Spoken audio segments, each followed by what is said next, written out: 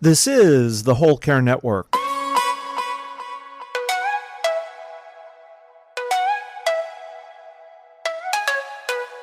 Helping you tell your story one podcast at a time. Content presented in the following podcast is for information purposes only. Views and opinions expressed in this podcast are solely those of the host and guest and may not represent the views and opinions of the Whole Care Network. Always consult with your physician for any medical advice, and always consult with your attorney for any legal advice. And thank you for listening to the Whole Care Network.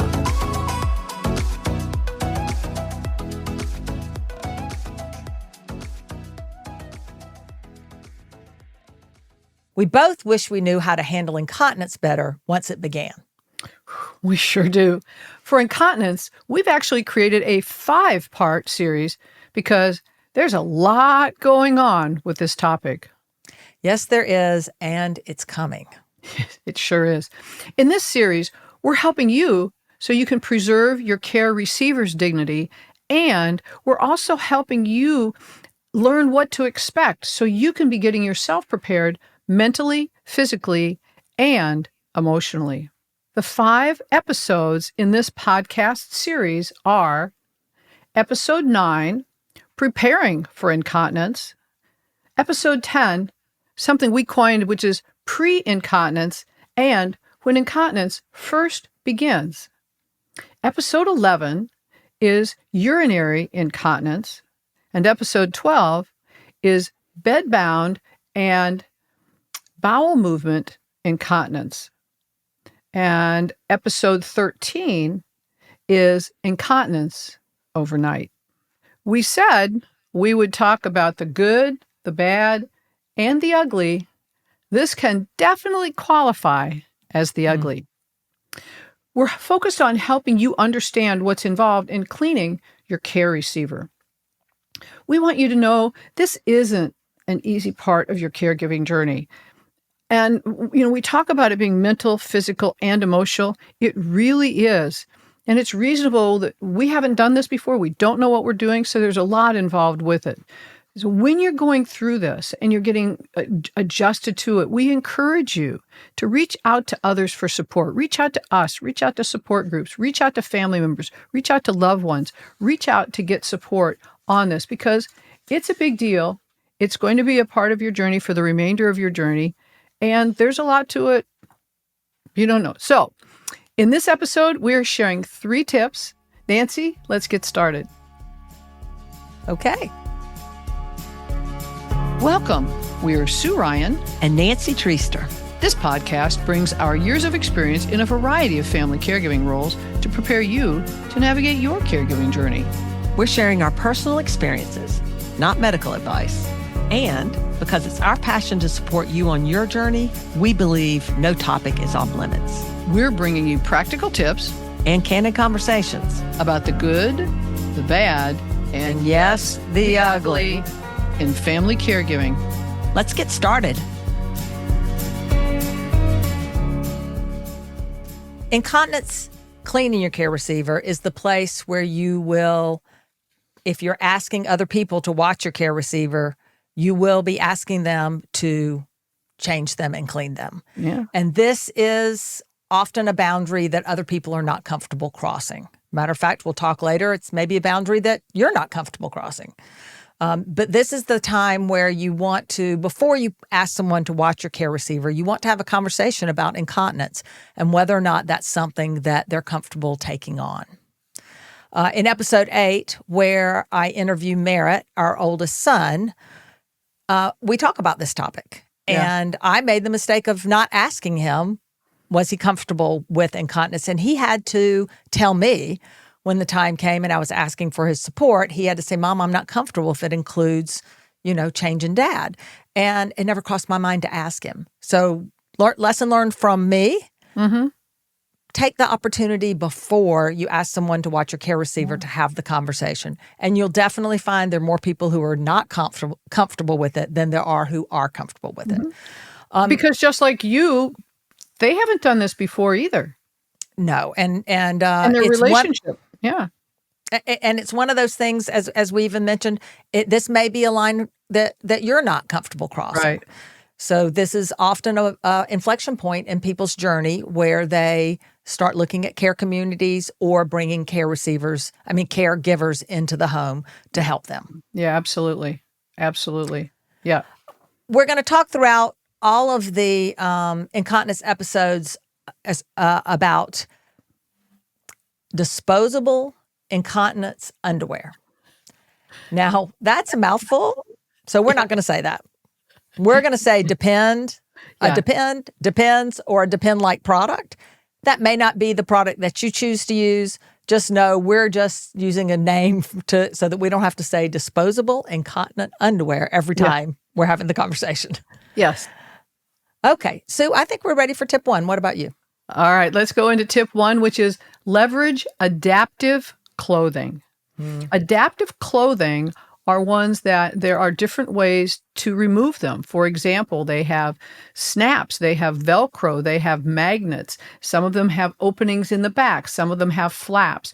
So they adapt to whatever your care receiver needs and the things that they're challenged with. So as we're beginning the process of changing our loved one who is incontinent, we're going to explore the different types of adaptive clothing for men and women that will support what they're going through. And when you're working with the adaptive clothing, it makes it easier, especially when, as Nancy mentioned, when you go into this depend-like product, it's important to be able to easily remove it and easily replace it. And often it's not easy to get our care receiver to want to, for example, take a skirt or a pair of shorts or pants off in order to have that process done. So the adaptive clothing is very, very helpful. They work great and they make changing a lot easier. And Nancy, you learned not all adaptive clothes are created equally. What is the tip you learned about that that's so helpful? So true. And that's all my husband wears now is the snap up the side shorts or snap up the side long pants. I wouldn't use anything else. Once you're completely in depend-like products, it's not worth trying to pull their pants down and get them off their legs and everything. Not worth it. It just creates more drama and makes a bigger deal out of something that you're trying not to make a big deal out of. However, and we'll put in the show notes some of the products that I've really come to like a lot. Yeah. But long story short, I've experimented and tried different products. And one of the things I learned is be very careful because some of the adaptive clothing, for some reason, it might snap all the way up the side to the waistband, and then the waistband doesn't come apart. So I'm sure if you had a broken leg or something, that would be fine. But you have to, if you're trying to do what we're trying to do, you need it to be able to snap all the way off, including the waistband. So just something to look for. Absolutely. And another type of adaptive clothing is the underwear, the depend-like product for both men and women. And there are a variety of different brands of them. There are a variety of different styles of them. There are, and it's reasonable you wouldn't necessarily know ahead of time. So part of the thing that they'll begin with is they'll begin, like pull-ups, just like you have with underwear. And part of what, Nancy, you and I both learned with our loved ones is the color can sometimes matter. Depend comes, you can get it in a gray or you can get it in the white for women. And my husband was used to wearing a dark brief and your husband was used to wearing a white brief. And so the adaptive part of that. And then the other part of it is it's difficult sometimes to get that changed. And even when they're doing the underwear and you're using adaptive clothing, you want to get it off easily. And when you have a professional caregiver, they know exactly how to pull that and just rip it off right away. And when you try it that first time, it doesn't rip it off. And it's frustrating for them. So a couple tips with that when you're looking at the Depend product, because you can actually have ones that snap or that fasten with Velcro, and you can have the ones that pull up. Our recommendation, if you have the ones that pull up, is to have a pair of scissors where you can cut them off instead of trying to rip them off, because unless you're really good at ripping them off, it's going to make noise. It's going to be frustrating. You're going to be pulling against them, and that's going to be kind of more emotionally charged. They've got medical scissors that have soft tips or rounded tips. And so there's that. Then As they need more absorbency, there are different levels of absorbency. There are also pads, both for men and women, that you can put in to provide some additional absorbency. And so we talk in another, in I think episode 11. 13 about pads, different kinds of pads you can get 13. to lay on them, but for the clothing that they have. So then there's also the ones that with the strap or with the Velcro straps that they would wear that make it easy. You can just unfasten those. 2 tips for this. These are underwear. I know we've said this multiple times and we will keep saying it because I promise you, Nancy, you promise as well, the consequences if you call them diapers or pull-ups. It is not good. These are their underwear, and we want them. That's part of maintaining their dignity. So that's true. These are also going to change. They change of the time of day. They change overnight, and there are times when, based on medication or something, they may have loose stools, and so it's very helpful to have a variety of them available to you based on what's going on in their life at the time. So, Nancy, one thing I learned on the Facebook dementia support website, support group, and it was a game changer for us, is we had my husband in large men's Depend. I think it's medium large and large extra large. So I think we had him in large extra large. And of course, they lose weight lots of times as things progress. But either way, we definitely had a lot of leakage when there was loose stools. And someone on the Facebook page brought this topic up. Never crossed my mind to even bring it up. And someone said, we had the exact same problem. We went down a size and it fixed the problem. Sure enough, I went down a size. Huge difference. So it doesn't stop it every time, but it stops at 90% of the time. So huge difference. So the size of the Depend that you choose does matter. And it will change over time because their physique did. My husband lost 80 pounds during our journey together with his diagnosis because he didn't have free-range access to food anymore.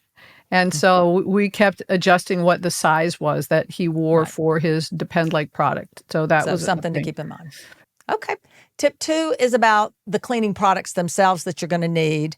And we're going to start with the cleaning products specifically focused just on changing a wet Depend. And when we get to tip 3, we're going to move on to physically how you change a wet Depend. The first thing that's going to happen, and we've talked about this in other episodes, is that incontinence will begin most likely with urinary incontinence. And it will begin most commonly with them not getting to the bathroom fast enough. Think of it as reverse potty training. A 2-year-old can't get to the bathroom fast enough. They know they need to use the bathroom, but they just can't get there fast enough. And same with your care receiver. Urine's going to run down their leg. At a minimum, they're going to wet the inside of their underwear when they can't get quite there fast enough. So you're going to be changing and cleaning not just their groin area, but you're going to also probably be cleaning down their legs and such. A lot of people might start with just warm washcloth for that part of the cleaning. Remember, anything you use, try to keep it warm. So a warm washcloth's a good start, and just wipe up after they've had a accident. But there also are things called adult washcloths or adult wipes. They're next to the Depends in the grocery store. Right. Don't use baby wipes. Baby wipes are way too small. A lot of people don't know about adult wipes, so they start with baby wipes, and you'll drive yourself crazy with little tiny baby wipes. None of these are flushable, just like the baby wipes aren't flushable. These are not flushable, so you'll just put them with the wet Depend. And keep in mind, some people even put these in the microwave before they help clean someone up. So for a few seconds.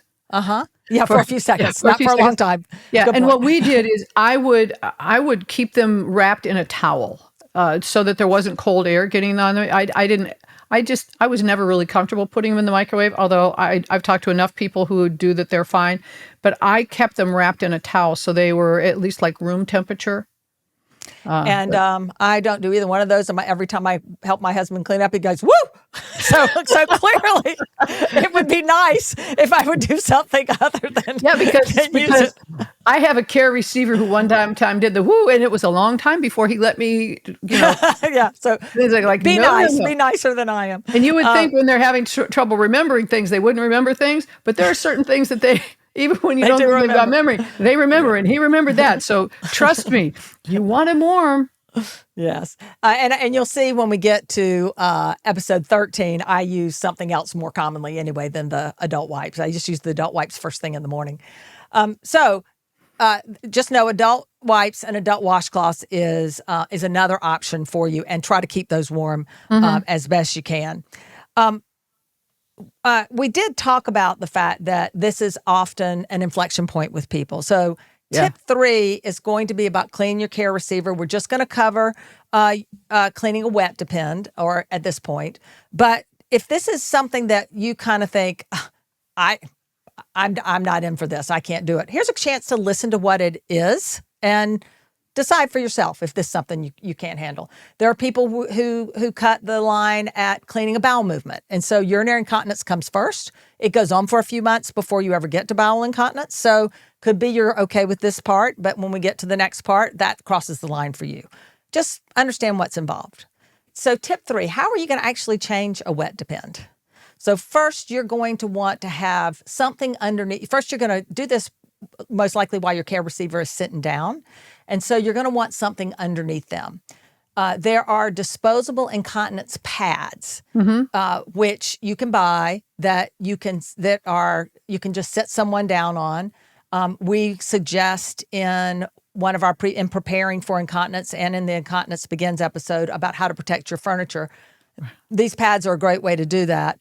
Even if it's not on something that you regularly are going to they're going to sit down on. Sometimes we'll change a depend on the side of the bed, put a pad down or a towel down or something that's washable or disposable, because they could be wet when you begin the changing process. As Sue said, once they're sitting down, you're going to, lots of times we'll take the adaptable clothing off while my husband's still standing up, and then get him sitting down with just his depend on. If not, you can unsnap, because these things snap all the way up the side or zip all the way up the side. Yep. You can take them off while they're sitting down as well.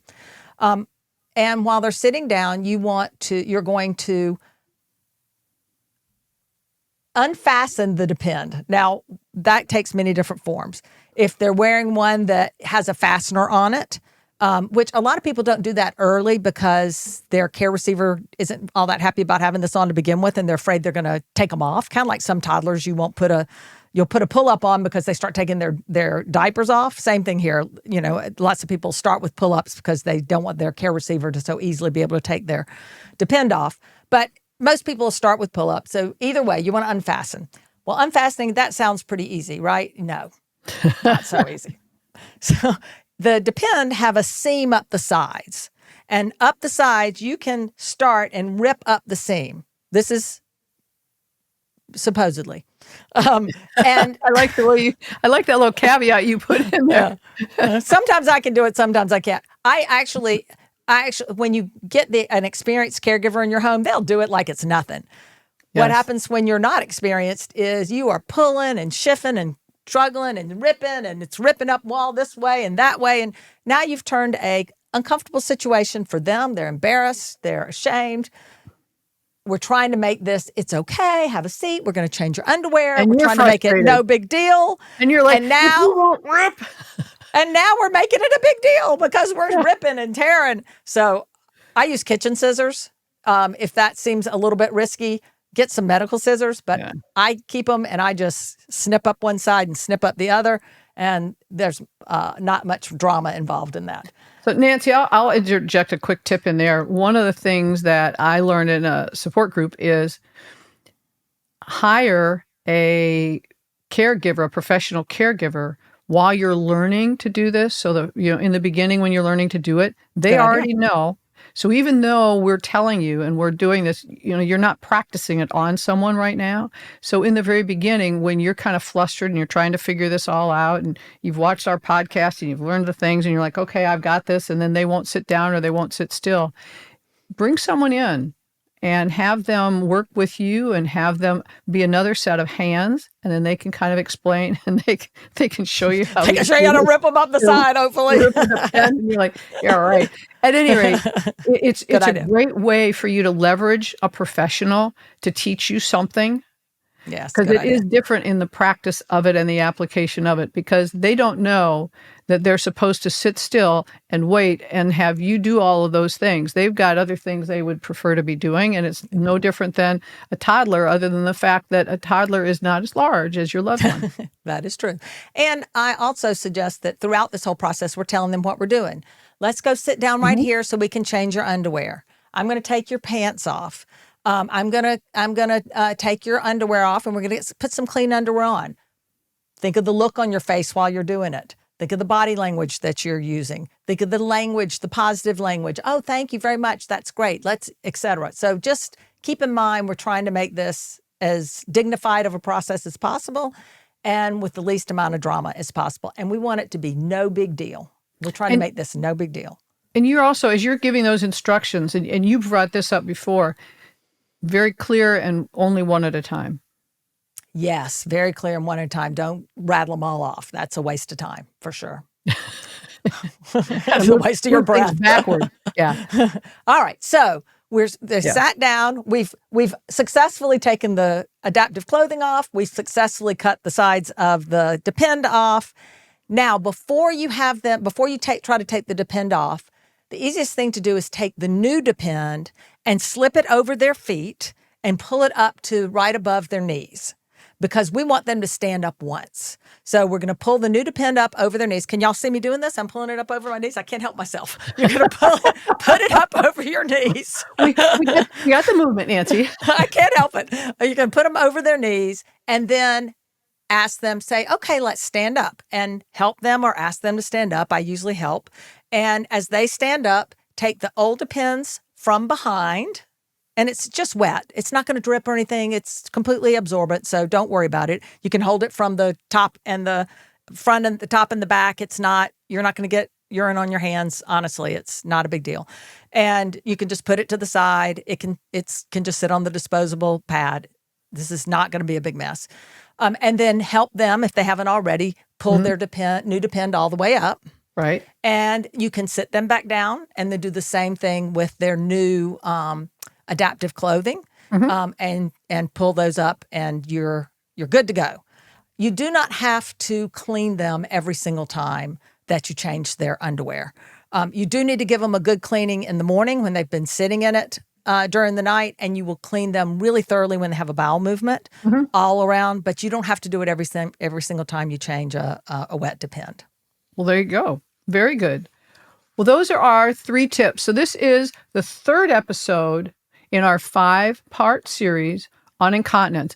And in this episode, we talk about the process of preparing and cleaning our loved one. We have the 3 tips: leverage adaptive clothing, choose our cleaning products, and clean and change our care receiver when it is urinary incontinence. In our next episode, episode 12, we're going to be talking about changing a bed-bound care receiver, and we're also going to be talking about how to change a care receiver who has had a bowel movement.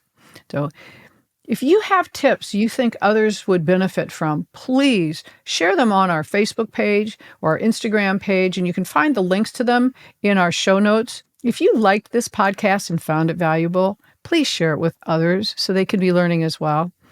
You can subscribe and rate it as well, and the link is in the show notes, as well as the products we're talking about.